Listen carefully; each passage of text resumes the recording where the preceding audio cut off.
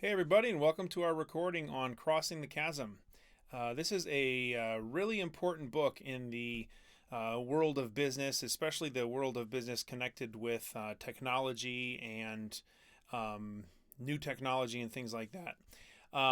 This is a little blurb right here about the book, basically just setting it up as sort of one of the standards of entrepreneurial behavior and business management and technology and all that kind of stuff. It was written all the way back in 1991. As you can see, it was revised in 1999, but it's still a book that is referred to quite a bit, especially the phrase crossing the chasm. Um, has a lot to do with human behavior, sociology, all sorts of different things. And what we're going to do is we're just going to go through essentially the main point of the book, which is what this chasm is and what the different players are in the environment of releasing a new product and so on and so forth. I just wanted to mention that I did get these slides off of the internet because when I was researching the book, back in the day as something for the course, I found these slides and thought, hey, these are pretty good. So I grabbed them, augmented them a little bit, removed some things that weren't necessarily that important for our class because this was tailored more for like a business school. But I feel that this presentation does a really good job of capturing the essence of the book and what crossing the chasm means, so on and so forth. Okay, so first I want to start off by talking about one of the foundations of where this book comes from, and it comes from what's called diffusion theory. And as you can see on the slide here, diffusion theory is basically a theory that shows that people are more comfortable adopting new technologies if other members of their system, so to speak, or other members of their social circles are also adopting those things. And so one of the main issues then is if you have a brand new technology that no one's ever used before, how are you going to get people to adopt that if people generally rely on other people in their system to adopt new technology? All right. Once you've figured that out, then more and more people will start to adopt your innovation, and you'll start to grow your user base and so on and so forth. All right. And so what you'll see is essentially an S curve of adoption for a new innovation. So that's what you can see right here in the graph. You start off over time. That's on the bottom axis, and then the vertical axis is sort of like the number of people that have adopted your technology. And it starts off very slow, but then very quickly you enter almost like a near vertical or exponential increase until eventually that starts to peak off, and then you've reached what's called maximum penetration. So that means like your product has reached the maximum number of people in the market that are going to use your product. And really the only way to make a whole bunch more money off of it is to do something that sort of shifts you back earlier on the curve or start a new product line or something. Okay. So let's look at what this life cycle actually looks like with respect to diffusion theory. So let's say that you have this little graph of people over here on the left, and you have the green nodes on the graph are people that have adopted a specific technology. Okay, and the rule for the adoption of a new node or a new element in this graph of adopting a new technology is that little rule that you can sort of see over there. It says if more than 50% of my friends are green, I'll be green too. Okay, so what you have to do is you have to have some sort of a starting behavior. And what happens if I move through the slides here is that you'll notice that top middle button turned green, as did the two top middle nodes turned green. And then slowly, if you sort of move through the slides over time, more and more of these nodes start filling in green if you adhere to the rule of if more than 50% of my friends are green, I'll be green. And I think the rule actually, if we go back to the beginning one here, it's kind of hard to tell, but I think the rule here is really should be stated as if more than 50%, or I should say if greater than or equal to 50% of my friends are green, I'll be green. Because that's what causes those top two middle ones to turn green on the first round, and then the next round it just sort of grows from there until eventually you have all of the nodes. Well, not all of the nodes, because some of them, like the two on the far left, top left corner, those are always going to stay blue because the only friend of theirs that ever turned green, there was just one of them. All right, so it wasn't greater than or equal to 50%. All right, so the next slide here is a graph of various technologies over time and the percent of the U.S. households that have adopted those technologies. And you'll notice if you look, the bottom axis down here, that's the years since the technological innovation, and then the y-axis here, the up and down axis, that's the number of, or the percentage of the population that has adopted that technology. You'll notice that each of those things has sort of this S shape where they start off with a really slow build and then they eventually hit this point of like rapid exponential growth until eventually it starts to taper off at the top because that technology, has become essentially adopted by everyone in the U.S. households. All right, so depending upon the technology, the width of that S curve can change, but in general, the observation here you can see is that a lot of these things from automobiles to cell phones to microwaves to televisions all have sort of this behavior over time where they start off with a really slow rise and then they have a really sharp uptick and then eventually they start to taper off as you reach sort of maximum saturation of that product in the market. Okay, now that's sort of the basis of this whole process. Now let's get back to the crossing the chasm. So this next graph right here shows the various stages of a product's life cycle and then the various types of populations of people that are involved in those various stages. So all the way on the left side, you have what are called the innovators, okay? And then after the innovators, you have the early adopters, then the early majority, after that the late majority, and then finally the laggards. And then each of those things you can describe using the words that are sort of above the curve there. The innovators are the people that are really enthusiastic about technology. Then you have the early adopters. They're the visionaries. They want to get ahead of the herd. They want to get out in front of everybody else. Then you have the early majority, which are referred to as the pragmatists. They try to, stick with what everybody else is doing. Then you have the conservatives who make up the late majority. They're always like, oh, hold on a second, I'm not sure if I want to do that. And then finally you have the people at the end who it's really difficult for you to convince in most cases because they're very skeptical, and their response is, no way, I'm not going to adopt that new technology. I've been doing this the way that I've been doing it. It's kind of like my grandma when I was a kid never bought a microwave because she had always prepared things on the stove, right? And so going to her house, it was always a slow time getting food ready because she didn't have a microwave. She had a toaster oven, but no microwave. Okay, so what I'm going to do now is I'm going to step through each of these different types of populations that make up the overall curve. I probably should have mentioned on the curve here is the size of the graph, or the area under the curve, constitutes the number of people that are in that group of people. All right, so there's hardly any innovators. There's more early adopters until eventually, the majority, both the early and the late together, is the vast bulk of customers that you're going to have that adopt your product. All right, so who are the innovators? Okay. They basically want to just get out there. They're techies, right? And they want to just use the newest, absolute, most amazing, up-to-date software, hardware, you name it, that they can get their hands on. All right, so learning about the technology is its own reward. Whether or not it actually works, and that's another story. All right, so what are their strong characteristics? Well, they're generally very technical in nature, so they they like going out and working with things that they can use their technical knowledge on. They're happy to alpha test new products. They're willing to ignore things that are missing or look over bugs. And sometimes they have a really strong desire to help. They might really believe in a product and they want to help get it out into the market as quick as they can. And so they'll provide insight. They'll report bugs, all that kind of stuff. Now, some challenges with these folks, if you're the person who is making the new product, one, they want unrestricted access to the top technical people. So they want to be able to get on a forum and get an answer to a question immediately. All right.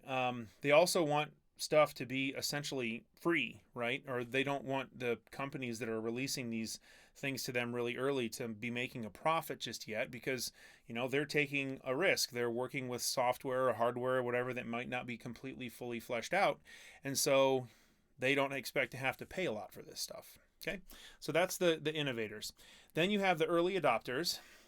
These folks, also referred to as the visionaries, they're kind of like the early adopters, but they have a little bit different characteristics. Okay, they want to have a dramatic benefit when they adopt this technology via some sort of a revolutionary breakthrough, not an evolutionary breakthrough, mind you. An evolutionary breakthrough is like the next version of the iPhone. A revolutionary breakthrough is like the first iPhone. Okay, so the people that jumped on board with the first iPhone, they were sort of the early adopters, right? And their key characteristics, they have a lot of imagination with respect to the strategic way that a new innovation could be used. They like high risk, but also high reward propositions. So they're willing to take a chance on new technology, especially if they can see that chance, while it has a high risk, could result in a high reward. They're also, willing to work with missing elements. They're willing to supply the missing elements. The innovators that we had from the previous slide, they can ignore missing elements. These folks are happy to fill in those missing elements or provide them if necessary. And they're not as price sensitive. All right, they're generally going to perceive the benefits of these new innovations and expect sort of order of magnitude gains if they do it. Now, the challenges with these folks is that since they're willing to take high risk for high reward, they want to happen as quickly as you possibly can. So they want rapid time to market for the new innovation. And they also want to have a high degree of customization and support. All right, so these two groups make up the early phases of adoption in a new product's cycle, or in a product's life cycle. All right, then you start moving into the majority of folks, and the early majority, they're referred to as the pragmatists. All right, and so their motivation, unlike the earlier groups of people that were just excited to see new technology, or they'd want to take a risk for a high reward, they want sustainable productivity improvements via evolutionary change. So they're no longer looking for revolutionary change, they're looking for evolutionary change, which, as we've talked about in the past, generally happens more often or more frequently than revolutionary change does. All right, and so their key characteristics, they're astute managers of mission critical applications.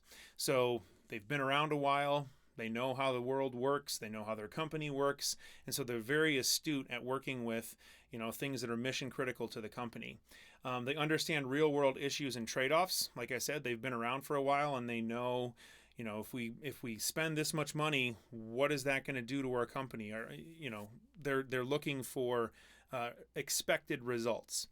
They're focusing on proven applications, and they like to go with the market leader. So if you can somehow present yourself as the market leader, and we'll talk more about how to get these early majority folks on board in a little bit. If you can present yourself as the market leader in a technology, then they're going to be more willing to adopt your new technology.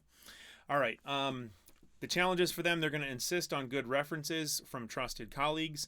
Unfortunately, good references from trusted colleagues are going to be kind of hard to come by.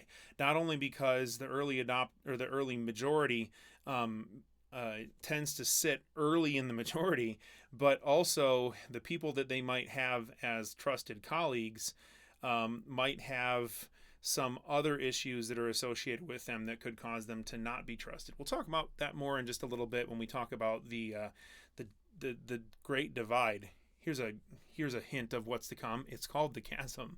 All right, the huge divide that exists between the folks before, the early adopters, and the early majority. Okay. And then finally, the other challenge, they want to see the solution in production at the reference site. So they want to see this solution in production, ready to rock and roll, ready to go out and just buy 50,000 units or whatever. They don't want to have to deal with any bugs or any unfinished business. They want it to be ready to go and to stick right into their production lines. Okay, then you have the late majority, and as I said before, these are the more conservative folks. Their motivation is to just stay even with the competition. They don't want to gain any edge in the competition. They just want to, they look around and they're like, these are our peers. Let's just stay, with them. We're comfortable where we are. The only thing they want to avoid is a competitive disadvantage. Okay, They don't really care so much about competitive advantages. They just want to avoid any competitive disadvantages. They're just sort of like sitting back and they're like, I'm comfortable where I am. As long as we're going along as we always have, we'll be fine. So their key characteristics, they're better with people than technology. I'm not sure if I completely agree with that part of this slide, but in general, if you think about it from the perspective that technology constitutes innovations, conservatives generally are not going to be connected so much with innovative products, and they're going to be connected more with the users or the people of those integrated products. They're very risk averse. Okay, in general, that's the role of conservatives. They're generally more averse to risk. They're very price sensitive, which you could consider to be, another type of risk. And then they're highly reliant on a single trusted advisor. So they have like one company or one manager or one group of folks that they really rely on for deciding whether or not they should adopt some new technology. The challenges with these folks, they need completely pre-assembled solutions. Like, it's a little bit more well-rounded than the previous group, the early majority. The conservatives want those things to be fully assembled solutions, and nothing at all is wrong with them, and are in use by a ton of people. And also, they would benefit from value-added services, but they don't want to have to pay for those value-added services. They want to get just what they need to stick with the competition and nothing more. All right, and then finally you have the laggards. And these folks, they're just all the way sitting back. They're skeptical of everything being useful. They just want to maintain the status quo. They're just happy where they are. Okay, this is my grandma with her stove and her toaster oven, right? She just, you know what? I don't need any of that new fancy business. So first off, they're good at debunking marketing hype, and that could actually be a challenge. So if you're going to throw a bunch of marketing hype at these folks, they're just going to be like, whatever. Microwave doesn't buy me that much. It just makes, my prep time go down from 15 minutes to 5 minutes, and I'm, retired, and I don't need to save that time. I don't need to spend the money, so who cares? They disbelieve productivity improvement arguments. They believe in the law of unintended consequences. So they're concerned, the law of unintended consequences is that, if I get this new thing, no one ever intended it to cause this problem, but it did, okay? It did cause this problem. And so it was unintended, but there was a consequence to me getting this thing. My grandma, why did she not want a microwave? Well, maybe because she was concerned that it might blow up or something. I seriously doubt she thought that, but she didn't trust the technology. Maybe like she didn't believe in the fact that it could protect her from microwaves. I don't know. The next one, they like taking a contrarian position. So a lot of times they have a very sort of negative approach to innovation. They're like, I'm right here, and I'm not going to go anywhere after this. And then finally they seek to block purchases of new technology. So they'd rather spend their money elsewhere, I guess. They don't want to invest it in new tech. Challenges is that they're generally not a customer. Okay. It takes a lot of work, and sometimes you're never going to convince people that they need to jump into this new technology. And they can be a formidable opposition to the early adoption. Okay, if you have a lot of skeptics that are out there that don't believe in the technology, they may actually have some influence on people that are earlier in the curve. So, anyways, those are the challenges of those folks. Okay, so what's the chasm? I already basically talked about it. The chasm is essentially the lack of communication between the early adopters and the early majority. Okay, the early majority are those folks that they want to get revolutionary change from a product, and the early majority are the folks that want evolutionary change. Okay, so the early adopters, as I said before, I can just sort of repeat this list here. They expect a clear discontinuity between the old and the new. They expect clear strategic advantages. They tolerate bugs and glitches. The early majority, on the other hand, they want to minimize discontinuity with the old way, so they don't want a massive amount of change to have to deal with. They want innovations to enhance established business practices, and then finally they expect a more or less bug-free product. So there's a big chasm between those two types of people and the expectations that they have for a new product. Okay, and so your problem is going to be, how do you get the early folks on board, and then how do you transition, or how do you cross the chasm to the early majority? Because the early majority is going to be responsible for essentially having that diffusion theory that we talked about before just go nuts and have your product become adopted and have maximum saturation in the market. Okay, so let's talk a little bit about what pragmatists, and these are the folks in the early majority, what they think of the visionaries, and these are the early adopters. The pragmatists, the early majority, they think that the visionaries love tech, but they're bored with mundane details.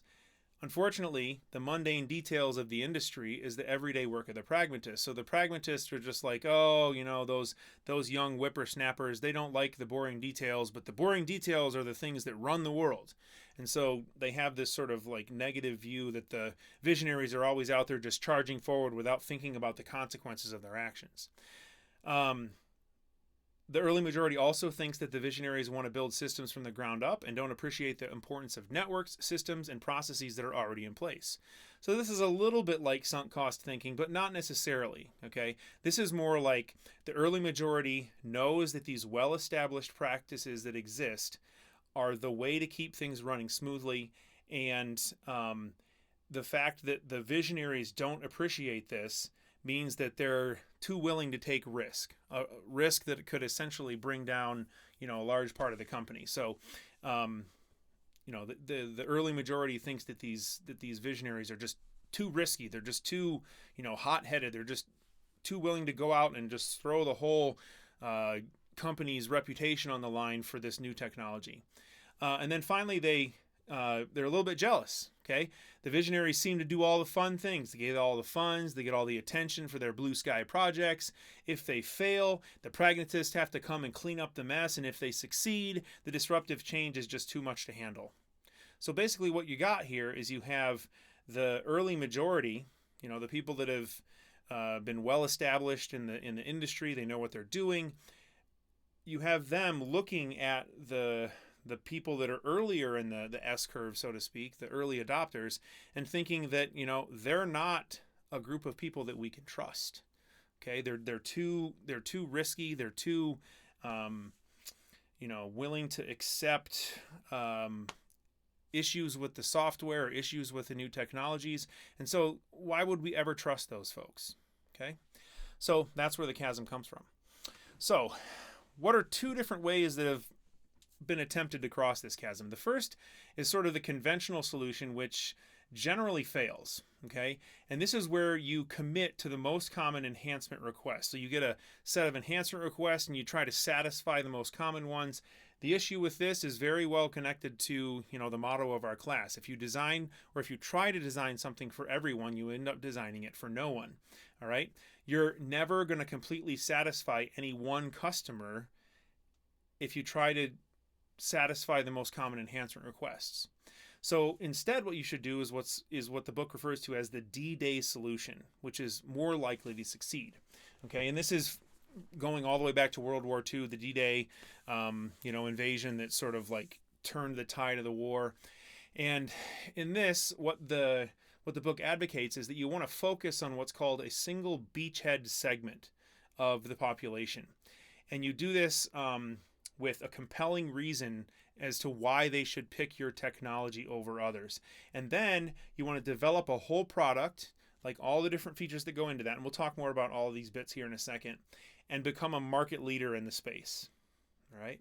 And then once you have that whole product and you know where that beachhead or what that group of people is, then you allow user references to attack the other segments that weren't a part of the beachhead. Okay, so you have to find essentially one place to crack the defenses. You know, this is the D-Day analogy again. And then once you've cracked through those defenses and you've targeted your approach at that specific location or that specific segment of your user base, then you allow the user base to grow based on the references from that benchmark, or the beachhead, I should say.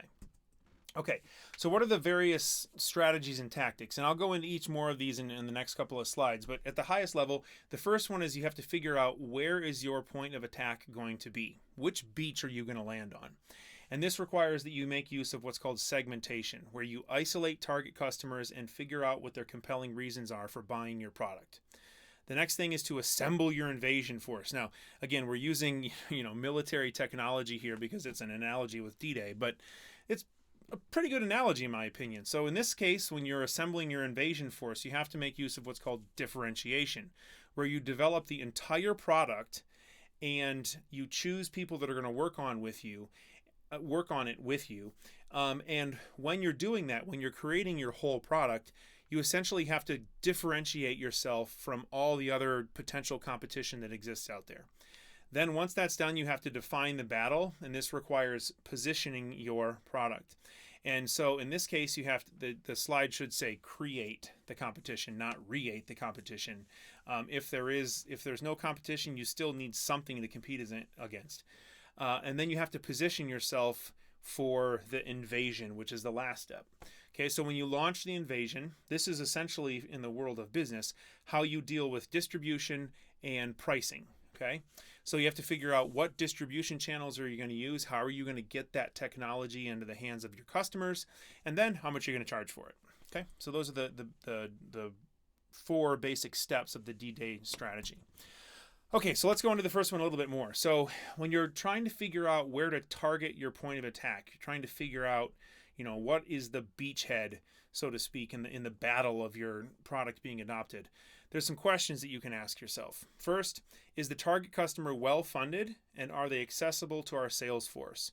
So if your customers don't have any money, or they're not going to be able to afford what you think you're going to charge for this thing, what's the point of picking that person as your customer? Your customers have to have the money and the access to your sales force for you to be able to sell them anything. The second thing is they have to have a compelling reason to buy. If you don't have a compelling reason for them to buy your stuff, you're going to have to come up with one, because they're not going to buy something if they're not compelled to do it. The next one is, can we today, with the help of our partners, deliver a whole product to fulfill the reason to buy? So in other words, if you have customers that have the money, they have a reason to buy, can you deliver the goods? All right. Do you have the ability, to put it out there and have them buy what they want to buy? Next, is there an entrenched competition that could prevent you from getting a fair shot?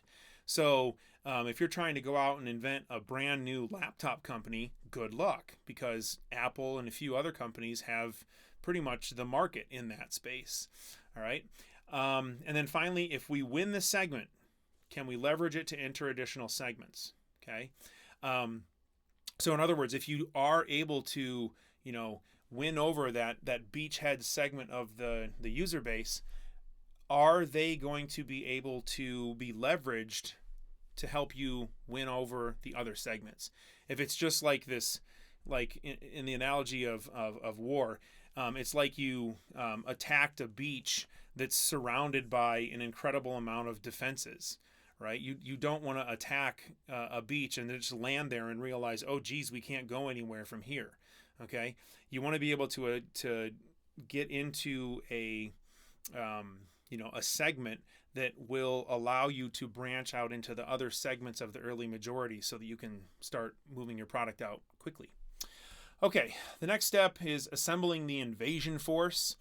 And this requires differentiation. So to do this, you have to think through all of the problems and solutions of the customer in their entirety, and then you need to address those. You then need to work on what's called the whole product. We'll talk a little bit about that on the next slide.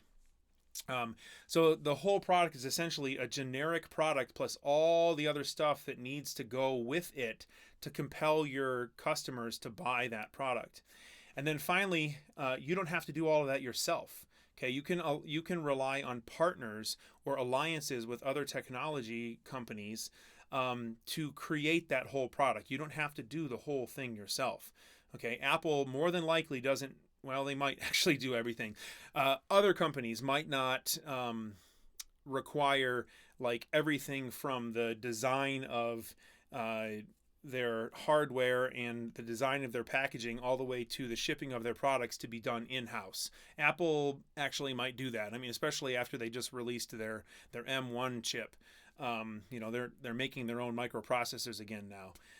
They used to do it a long time ago with the PowerPCs, then they switched to Intel, now they're back to their own. But other companies definitely make use of partners and alliances in order to get their products out to market. All right, so what's a whole product? So this slide basically just shows you a little diagram here. It's a little hard to read because there's tiny little words around here, but basically you have sort of your generic product that sits in the middle, and then it's surrounded by other things that are necessary for that product to be successful. So standards and procedures, additional software, hardware, systems, installations and debugging, all that kind of thing. Cables, I think that's kind of a funny one. All the other stuff is just broad and huge, and then you have cables, right? So I think cables means more like physical infrastructure. Do you need a network backbone to be available for you to release your product, that kind of a thing. And this, by the way, is for, I think, much larger scale products than something like a mobile app.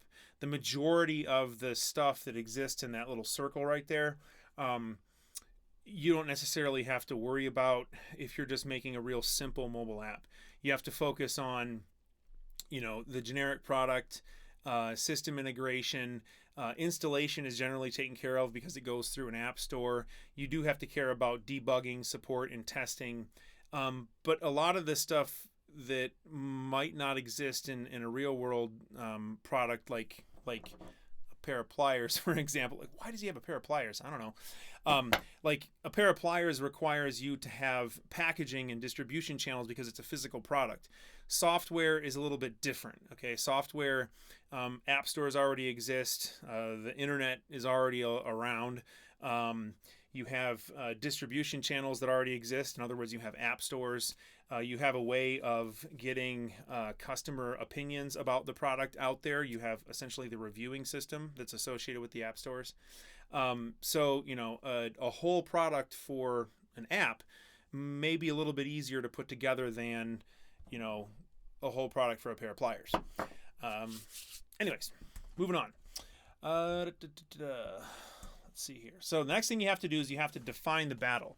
And this is where you're positioning yourself in the market to make sure that everything goes smoothly. So what you want to do here is you want to make buying easy, and you want to make sure that your category and position is well defined.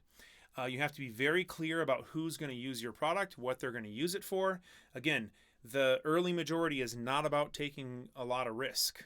Okay, they want the thing to just work. They're not going to want to deal with a bunch of bugs. Okay. You also want to make sure that you show competition and also differentiation from the competition. Pragmatists want some sort of comparative context. If you don't have anything to compare yourself against, pragmatists are likely going to think that it's too risky of a proposition if there's no competition. Okay, so you have to create somehow competition if it doesn't exist.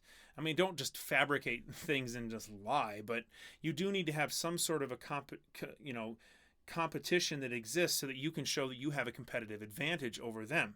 In other words, you want to be able to differentiate yourselves from them. And then you all finally want to make sure that you have staying power. You want to make sure that you have the ability that once you sort of break into that initial segment in the early majority, that you have the ability to rise to the challenge, to scale, all that kind of stuff. And then finally, you want to make sure that you develop what's called a value proposition statement.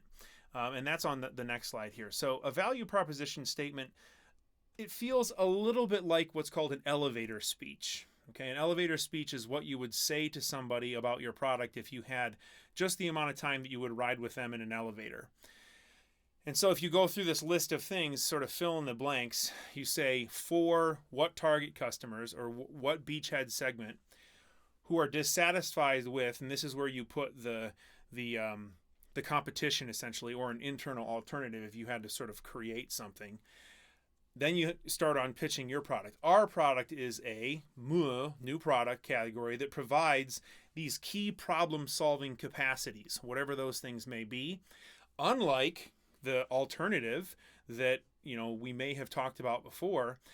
We have assembled, and then this is where you go into discussing all the key whole product features that exist surrounding your generic product.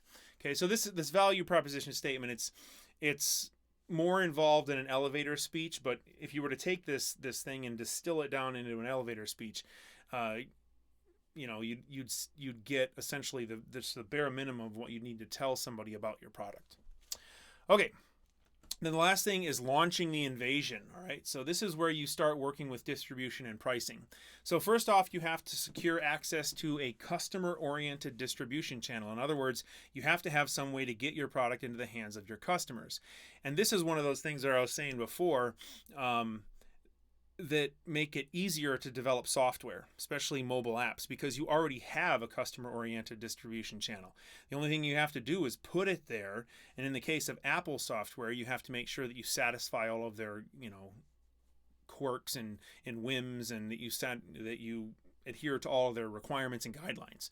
Android applications are a lot easier to release because they have a lot less of that stuff. They don't have a walled garden. All right.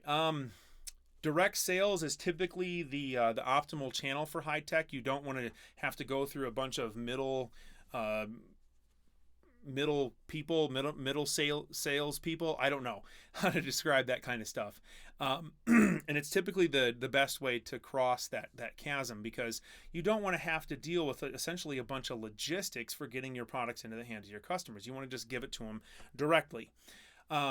And then in this early phase, you want to make sure that you reward the channel that you're targeting when you're crossing the chasm.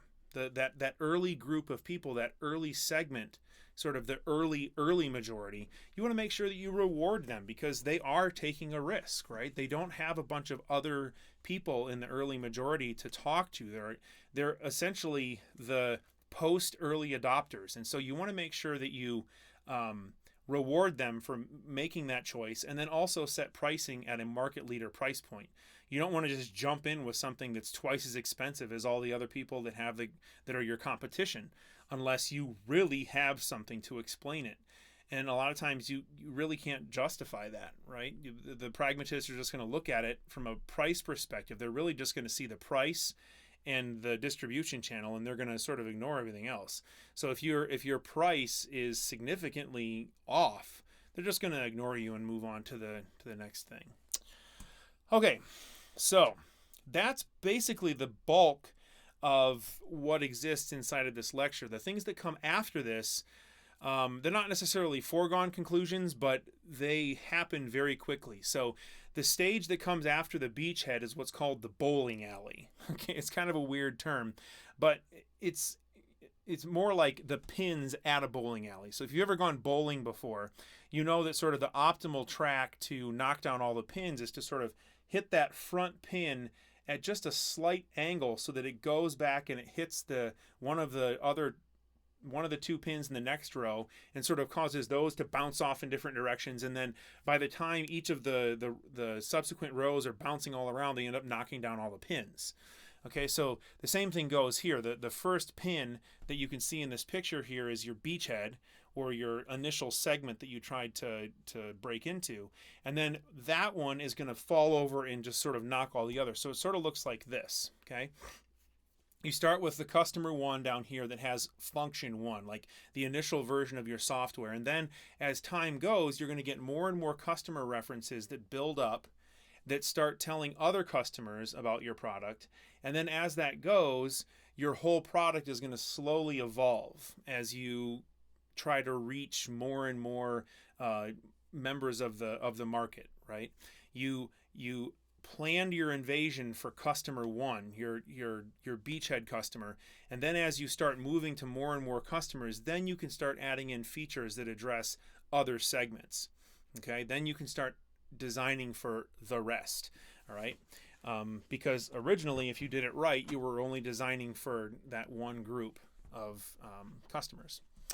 Okay, after this comes two phases called the tornado and the main street. And the slides here are basically just like synopses of what appears in the book. All right, so the tornado, I'll leave you to read this massive wall of text on your own. But what it does here is it basically just says that you have so much momentum built up by the time that you reach this phase. Everything just starts happening really quickly. So it's like a tornado just like taking off on the from the ground, right? And so you're shifting away from the problems of the end user and towards the buying infrastructure. So here's where you start to really leverage distribution chains if you're working with like a pair of pliers, for example, you're essentially trying to just satisfy the massive desire, the massive demand for your product. You're just trying to ship it, and you're going to focus less on, satisfying all the different customers, and you're going to focus more on satisfying that hyper growth that exists. Okay. Yeah. So the last sentence: companies create value in this phase by balancing leadership and operational excellence, or the ability to successfully execute the business plan. Okay, so at this point, it's not inevitable that you're going to succeed, but you don't have any chasms necessarily that you have to work with, like you did when you had the main chasm. And then finally, the main street. And this is when your product has sort of reached, the point where supply and demand are in equilibrium. Okay, you're able to supply product at the rate at which it's demanded. You don't have to deal with the tornado causing this hyper growth or anything. Moore describes this as a calamitous experience, because at this point you start seeing shortfalls in revenue. Talented employees start to leave because they're no longer excited about the product. They're just like, oh, whatever. We're now at the stage where we're just working on the skeptics, and who cares? They're not that fun and awesome to be around anymore. But the book does argue that if a corporation comes to terms with the fact that Main Street is inevitable, it can be quite profitable. Okay, so they have to essentially shift their focus towards a combination of customer intimacy and operational excellence. So now at the very end, in order to get those laggards, the skeptics at the very end, to like your product, no longer are you doing what you did in the tornado phase where you were just trying to ship it. You actually have to care about the customers now, because the skeptics are going to take a lot of convincing, frankly, to adopt your product. Okay, so this is a summary slide of the whole process. You have all the way over on the left the tech enthusiasts, the innovators. They lead into the early market, which is dominated by the visionaries and the early adopters. Then you have the chasm, which, as we said before, is formed essentially because of the inability of the next segment, the early majority, to pay attention to the early adopters. They're two totally different types of customers, so to speak, and they're so dissimilar that it's hard for you to bridge the gap between those two. Once you're able to do that, though, using the D-Day strategy that we talked about, then you get into the bowling alley and tornado phases until at the very top of the peak, you start into mainstream until eventually at the very, very end, you reach total assimilation where everybody has your product. And at that point, you basically just become like a pliers manufacturer. And it's okay for some companies, right? They have the ability to meet demand. They have a great product. It just works.